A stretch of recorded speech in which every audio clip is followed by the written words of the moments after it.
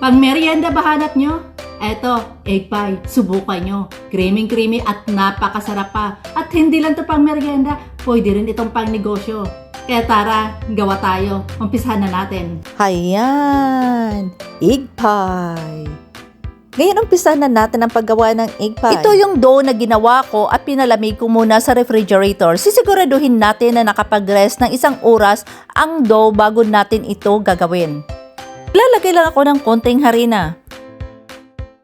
At ngayon, ipa-flatten lang natin yung dough gamit ang rolling pin. Sisiguraduhin natin na itong dough talagang malamig ito bago natin ito ipa-flatten. Kung may baking mat kayo na katulad ng ginagamit ko na may na siya, may design na siya ng bilog, napakaganda niyan gagamitin. Kasi ang gagamitin nating baking pan, talagang tamang-tama lang sa sukat na kukunin natin. Ayan, yung round na yan, ang hinahabol ko dyan, yung 13 inches round ang hinahabol ko. Kasi tamang-tama lang yan sa baking pan na gagamitin natin na 9 by 2 inches round. At ngayon isusukat na natin yung baking pan na gagamitin natin. Kailangan may 2.5 to 3 inches na sobra siya. Ayan. So tamang-tama lang yan sa baking pan natin. At ngayon iro-roll na natin ito at kailangan dahan-dahan lang sa pag-roll na hindi ito mapupunit.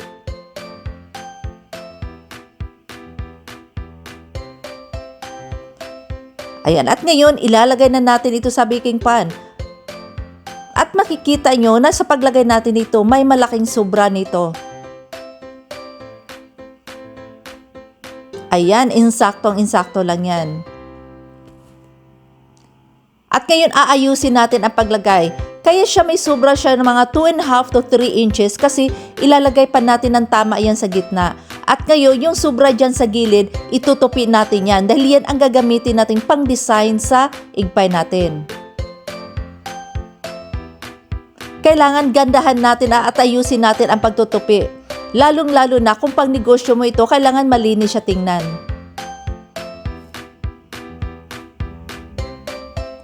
At ngayon, lalagyan natin ito ng design.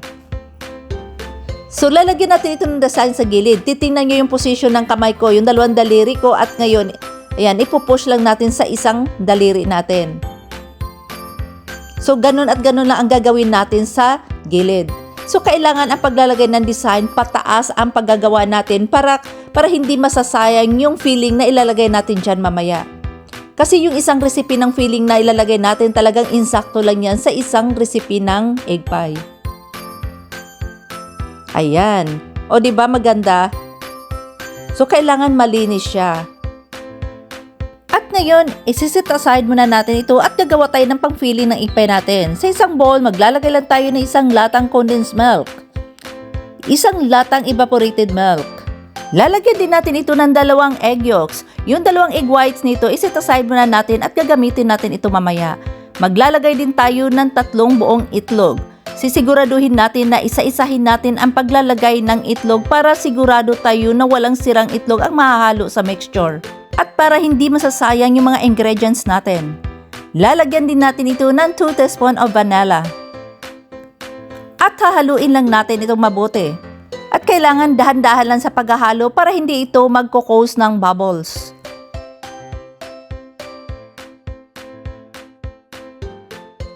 Imimix lang natin ito mabuti hanggang sa makuha natin ang katamang consistency. Ayan. Pag ito maganda na, so ngayon gagamitan natin ito ng strainer.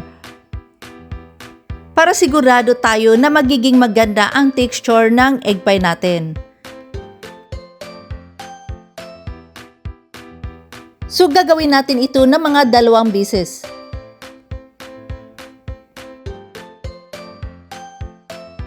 Isiset aside muna natin tong mixture natin. So ang gagawin natin, yung 2 egg whites na binukod natin kanina, pabubulain muna natin ito. Ayan, ibibit lang natin siya hanggang sa bumula. So ginamitan ko siya ng manual na wire whisk. Pero kung may dikuryente naman kayo, mas madali siya. So ayan, pinapakita ko lang sa inyo kung paano gumamit ng manual na wire whisk. At ngayon, gagamitan naman natin ito ng electric mixer. Pag electric mixer naman, hindi na natin kailangan pang heavy duty ang gagamitin natin. Nakasit lang ito sa medium high. Ayan, kunting bula-bula lang yan. Importante kasi magpapabubbles lang tayo. Wag na wag itong i-overmix. Ayan, ganyan-ganyan ang kailangan natin. At ngayon, ihahalo na natin ito sa mixture at hahaluin natin itong mabuti. Dahan-dahan lang sa paghahalo na hindi ito magkukose ng bubbles.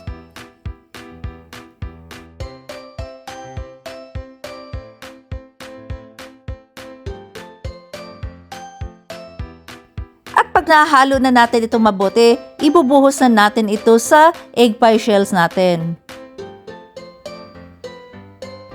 Ayan, dahan-dahan lang sa paglagay para hindi siya mag-overflow. Ayan. Ayan, insaktong-insakto lang talaga. Walang labis, walang kulang.